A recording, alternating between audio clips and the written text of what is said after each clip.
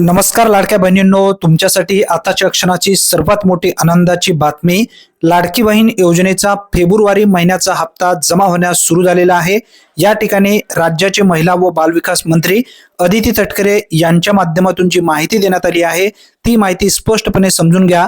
मुख्यमंत्री माझी लाडकी बहीण योजनेतील सर्व पात्र लाभार्थी महिलांना फेब्रुवारी महिन्याचा जो काही हप्ता आहे तो वितरण करण्याची प्रक्रिया आजपासून सुरू झाली आहे.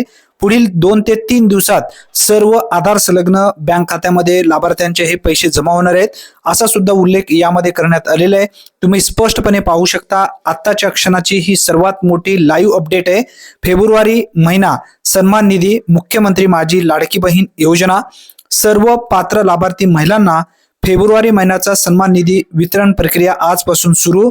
पुढील 2 ते 3 दिवसात सर्व पात्र लाभार्थ्यांच्या आधार संलग्न बँक खात्यात सन्मान निधी जमा होणार आहे, असा उल्लेख राज्याचे महिला व बाल विकास मंत्री ज्यांच्या अंतर्गत ही योजना मुख्यमंत्री माझी लाडकी बहीण योजना राबवली जाते त्यांच्या माध्यमातून ही माहिती देण्यात आली आहे.